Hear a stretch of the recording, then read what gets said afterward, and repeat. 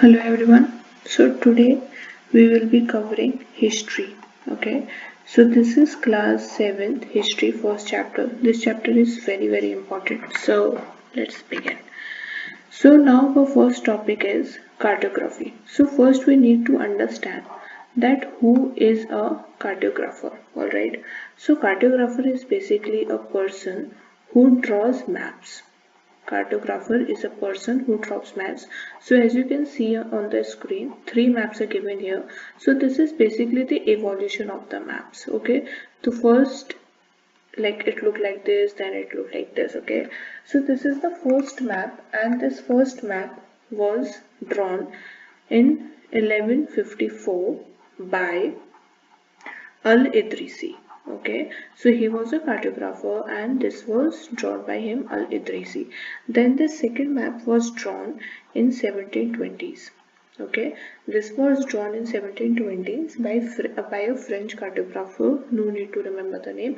And then this is considered as the map of modern history. Okay, so as you can see, this map is of around 1930 of British Raj, when British ruled over India.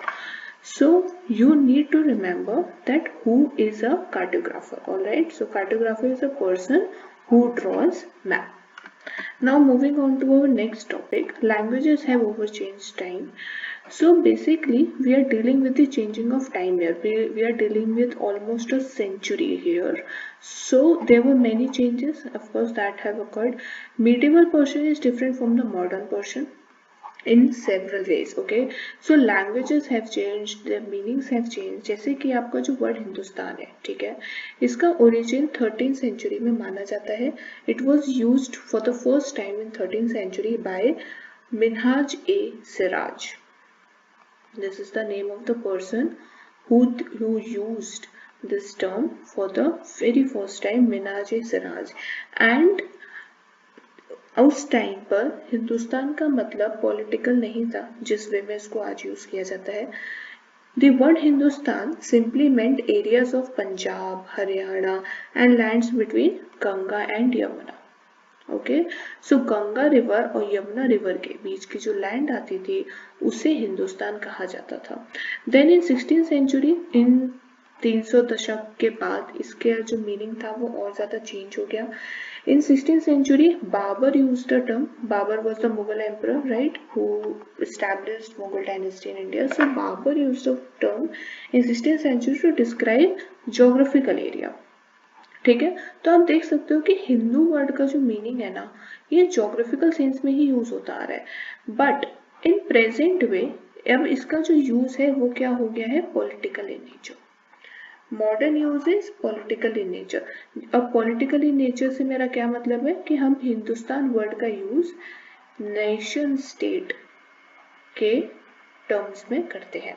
ठीक है, we use the word Hindustan to describe it as a nation state. Second example of such can be foreigner. पहले foreigner का use किया जाता था, जो भी बाहर से आते थे उनको फॉरेनर्स बोलते थे, बट अब उनके मीनिंग्स थोड़े चेंज हो चुके हैं.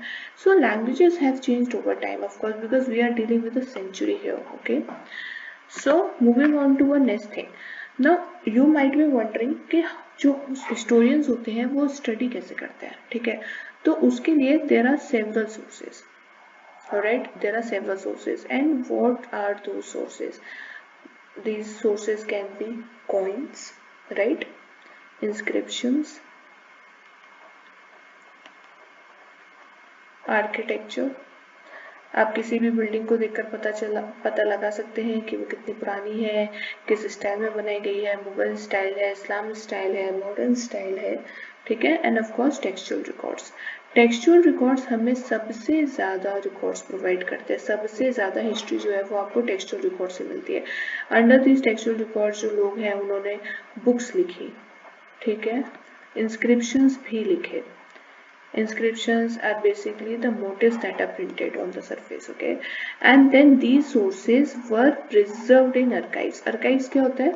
Archive is a place where documents and manuscripts are stored. जैसे कि अर्काइव म्यूजियम ऑफ इंडिया, ठीक है, ये आपको न्यू दिल्ली में मिलेगा, and there are several other museums as well. So these places preserve our history. जो हिस्ट्री की स्टडी की जाती है वो इन्हीं आर्काइव सोर्सेज से की जाती है. There are other sources as well, there are many other records and the stories of people, ठीक है, stories of people have also been discovered. Okay, so sources are very important to study history. So as I told earlier that we are dealing with almost a century here.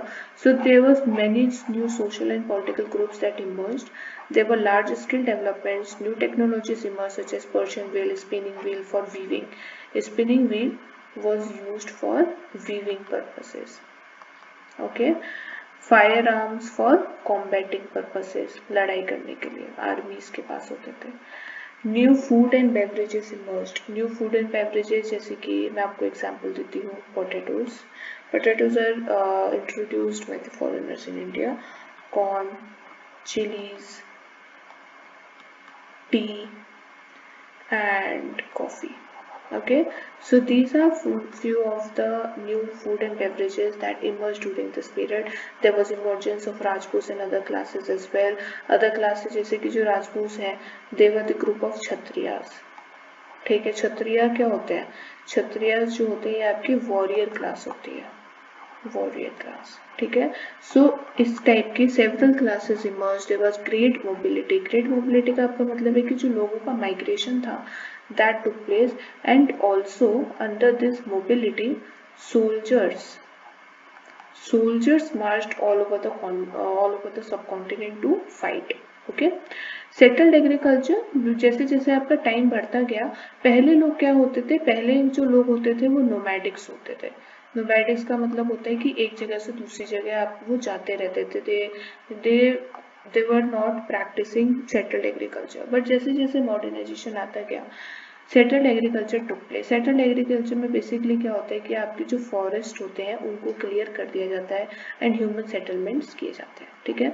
So there was settled agriculture and due to which migration took place. Peasants become a part of a greater society because peasants now paid taxes. Peasants जो थे वो taxes पे करते थे, settled agriculture perform कर रहे थे. So basically they were contributing into the economy, right. So they become part of a greater society. And then also there was emergence of जातीज and subcaste. अब जातीज and सबकास्ट का क्या होता है कि जो जातीज होती हैं वो आप उनके अपने रूल्स एंड रेगुलेशंस होते हैं. जातीज have their own rules and regulations. All right, I'm sorry for this glitch. Okay, yeah. Okay, so they have their own rules and regulations. तो उसमें क्या होता है, वो सब स्टेट्स भी आपके क्रिएट हो जाते हैं, सब कास्ट क्रिएट हो जाते हैं, फिर उनके अपने अलग अलग सेटलमेंट्स क्रिएट होते हैं, ठीक है. So there was emergence of jatis and sub caste. Okay, जो कि आपको ऑफ कोर्स आज के टाइम पे भी देखने के लिए मिलती है. There are like hundreds of sub caste present. Then region empire and the empire. Of course there were changes in the region and the empire as well. पहले आपको पता होगा कि हमारा दिल्ली सल्तनत आया, ठीक है. उससे पहले तो देयर वर सिविलाइजेशंस. दिल्ली सल्तनत आया, उसके बाद Mughal empire arrived in India, right. Mughal empire arrived in India and then Britishers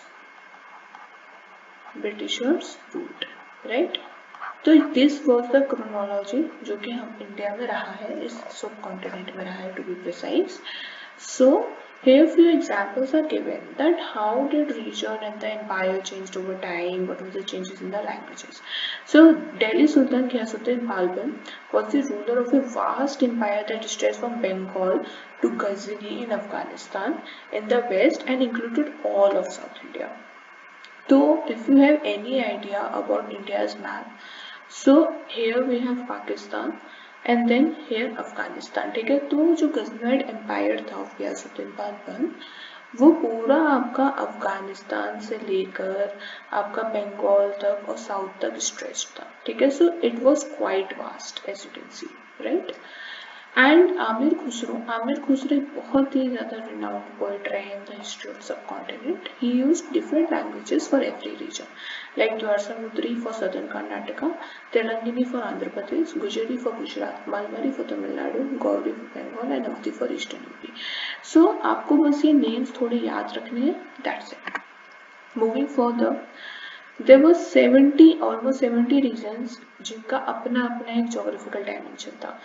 Like अगर मैं आपको एक रफ आइडिया दूँ, सो थोड़ा आप इमेजिन करके चलो that this is the map, ठीक है, this is the map of India, right. तो इनमें क्या थे, छोटे छोटे आपके रीजनल स्टेट्स क्रिएट हो गए थे, रीजनल पावर्स क्रिएट हो गई थी। तो इन सबका अपना एक जोग्राफिकल डायमेंशन था, north south east west, and उनका अपना ही एक कल्चर था, अपनी एक लैंग्वेज थी और अपने कल्चर्स थे, ठीक है। Cholas, Khaljis, Tughlaqs, Mughals, they also built an empire. हम आपके नेक्स्ट चैप्टर्स में, in the coming chapters we will be dealing with Cholas, Cheras and Pandyas. Okay, Cholas, Cheras and Pandyas जो है ये आपके सदर्न इंडिया के रूलर्स हैं। These were the rulers of southern India, so we will be dealing with them in the next chapter.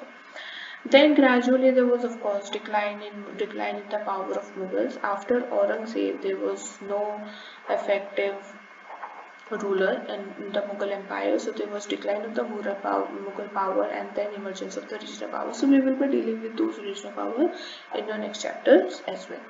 So आपको अभी के लिए बस ये समझना जरूरी है कि इस पीरियड में 700 टू 1750 के पीरियड में क्या क्या चेंजेस आए, ठीक है।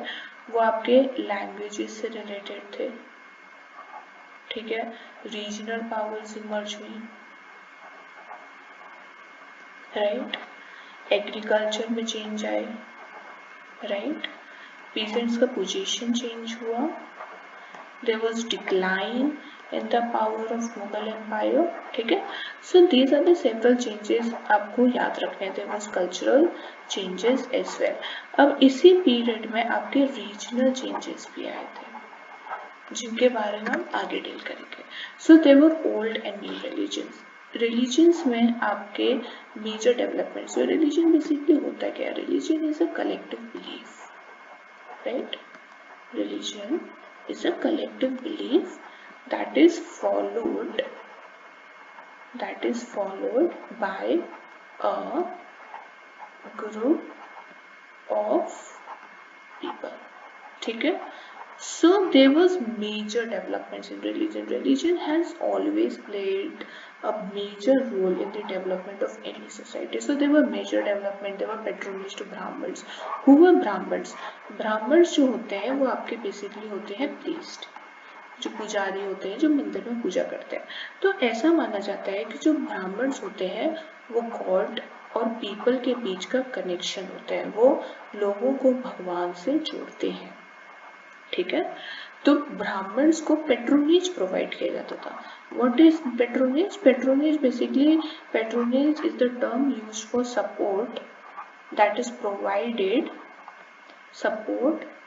प्रोवाइडेड बाय द रूलर्स और किंग्स, ठीक है। तो ब्राह्मण्स को पेट्रोनेज प्रोवाइड किया जाता था, उन्हें लैंड प्रोवाइड की जाती थी, उन्हें ग्रांट्स प्रोवाइड किए जाते थे, ठीक है। तो ब्राह्मण्स की जो पोजीशन थी उस टाइम पे that was at its peak, बहुत ज्यादा थे, और रूलर्स भी उनका सपोर्ट गेन करने के लिए काफी ज्यादा एफर्ट्स करते थे। There was emergence of the idea of bhakti. Bhakti के आइडियाज में आपको दो मेन आइडियाज दिखेंगे, ठीक है।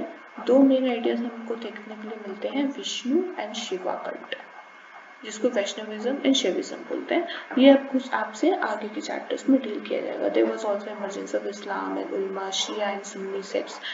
इस्लाम में दो सेक्ट्स होते हैं, Shia sects and Sunni sects, जिनका इमर्जेंस भी हमें उसी पीरियड में देखने के लिए मिलता है। तो आपने देखा that there was emergence of several bhakti, there was a bhakti revolution that came, ठीक है। There were religions that emerged, चाहे वो आपके हिंदुइज्म में हो या फिर इस्लाम में हो, इस्लाम में शिया हो, सुन्नी हो, ठीक है। So there were major developments in terms of religion. So now to conclude we will say that to study history. British historians ने इंडिया की हिस्ट्री को 3 पीरियड्स में डिवाइड किया है, हिंदू, मुस्लिम एंड ब्रिटिश। तो इन्होंने मेनली आप देख सकते हो रिलीजन बेसिस पर डिवाइड किया है, क्योंकि ब्रिटिशर्स जो थे, जो ब्रिटिश हिस्टोरियंस थे, उनका एक पॉलिसी था डिवाइड एंड रूल। ठीक है, इसके बारे में आपने सुना होगा, डिवाइड एंड रूल। अगर आपने नहीं सुना है तो please let me know, I will explain it in the next video. So this policy was followed by British historians to divide people of India, of the subcontinent. तो उन्होंने वो religion के बेसिस पे किया, लोगों को हिंदू, मुसलमान और ब्रिटिश कहकर अलग अलग कर दिया। उन्होंने सब कॉन्टिनेंट के रिच डाइवर्सिटी को इग्नोर किया। बट जैसे जैसे टाइम आगे बढ़ा, इकोनॉमिक एंड सोशल फैक्टर्स जो थे, they were also identified as major elements of different moments of the past. Then अभी ड्यूरिंग दिस थाउजेंड्स ईयर, हमने जो एक पूरी सेंचुरी के साथ अभी जस्ट डील किया है, फ्रॉम 1700 टू 1750, ठीक है, तो इसमें देयर वर सोसाइटीज ऑफ सब कॉन्टिनेंट जो कि पूरी तरीके से ट्रांसफॉर्म हुई, प्रॉस्पेरिटी आई, यूरोपियन ट्रेडिंग कंपनीज को जिन्होंने अट्रैक्ट किया। आपको पता होगा that in 1600 was the first time when European traders arrived Indian subcontinent to trade, right. फिर वो धीरे धीरे अब उन्होंने अपना मोनोपोली बनाया, फिर वहीं पे यहाँ पे स्टैब्लिश हो गए, सेटल हो गए पूरे। तो यूरोपियन ट्रेडर्स कंपनीज को कैसे सब कॉन्टिनेंट ने अट्रैक्ट किया, वो तभी पॉसिबल था because European saw the prosperity. उन्होंने देखा कि यहाँ का रॉ मटेरियल, यहाँ का agriculture is very prosperous and they can derive huge profit from this particular place. So yes, they were attracted and they start trading, and which led to the exploitation. So we will be dealing with these things. We will be dealing with the European trade and Britishers, advent of Britishers and everything in the coming videos. So that was it for today, and I have created this video in the notes form. Okay, so you can make short notes for quick revision. ये आपके quick revision के purpose से ही है। And please let me know if you want me to explain any topic, I will be happy to help. Thank you very much, see you in the next video, bye bye.